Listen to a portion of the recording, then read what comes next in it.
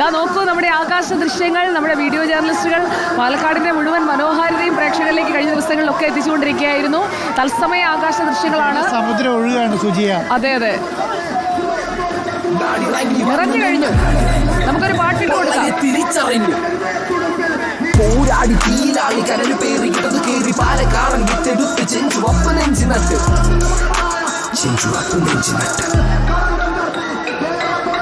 മോന്തി നേരത്തെ തോണിൽ കയറിച്ചിരിക്കാൻ ഇത് കല്യാണം വീടല്ല, തുരുവയിലത്ത് പണിയെടുക്കണവൻ്റെ നാടാണ്.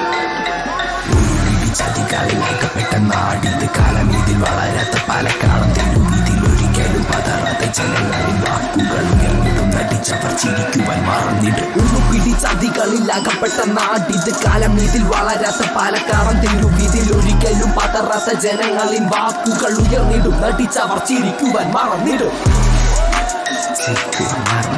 നമ്മൾ ഇത് ഈ റാപ്പ് മലയാളമൊക്കെ അല്ലേ കേട്ടോണ്ടിരിക്കുന്നത്. ഈ തെരഞ്ഞെടുപ്പിൽ ഒരു ഇംഗ്ലീഷ് പാട്ട് ഇറക്കിയിട്ടുണ്ട്. IAS-കാരനായ ഉയർന്ന വിദ്യാഭ്യാസ യോഗ്യതയുള്ള സ്ഥാനാർത്ഥിക്ക് വേണ്ടി ഇറക്കിയിരിക്കുന്ന LDF-ന്റെ ഒരു English പ്രചാരണക്കാരൻ.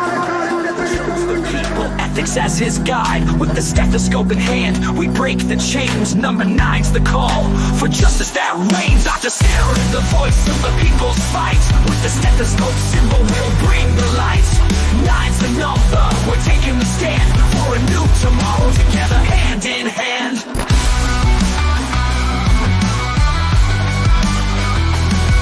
From the white coat to the civil chair, he left it all behind cause he's gotta care. Not the Sarah's name, the symbol of change. He stands for everyone across every range. No more lies. നമുക്കൊന്ന് അഷ്കർ അലിയിലേക്ക് പോകാം. അഷ്കർ അലി അവിടെ രമ്യ ഹരിദാസിനൊപ്പം ഉണ്ട്. അഷ്കർ അലി, അരമണിക്കൂർ കൂടിയേ ഉള്ളൂ. രമ്യ ഹരിദാസും സംഘവും തകർക്കുകയാണോ?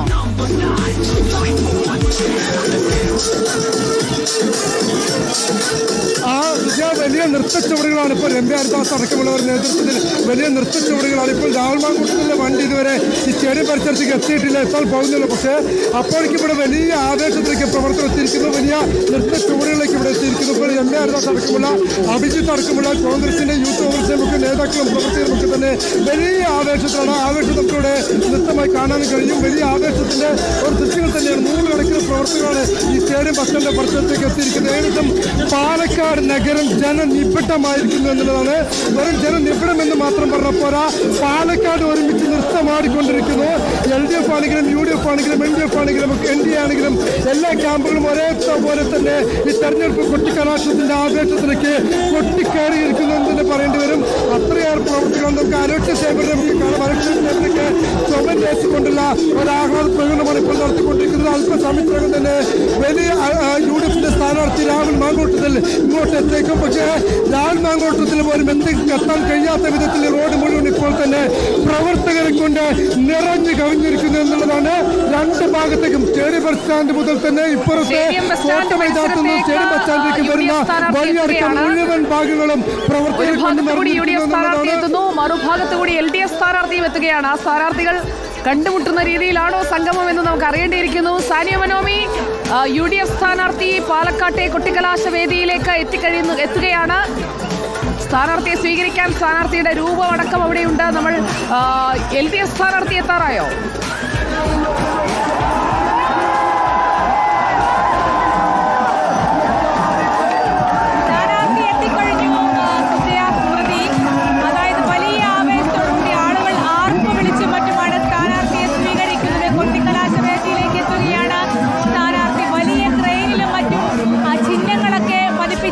ചെങ്കൊടികൾ പാറിച്ചുകൊണ്ട് വലിയ ആവേശകരമായാണ് സ്ഥാനാർത്ഥി ഈ കൊട്ടിക്കലാശ വേദിയിലേക്ക് എത്തുന്നത്. സ്ഥാനാർത്ഥി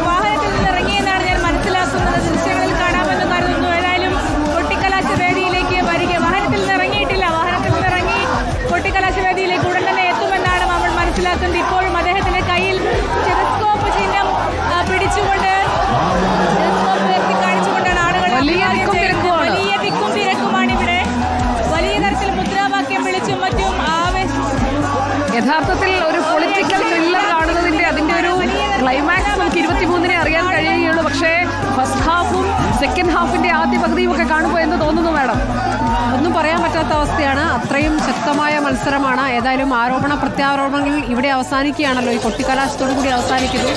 നാളത്തെ നിശബ്ദ പ്രചാരണത്തിന് ദിവസം ഇന്നത്തേക്കാവുമ്പോഴേ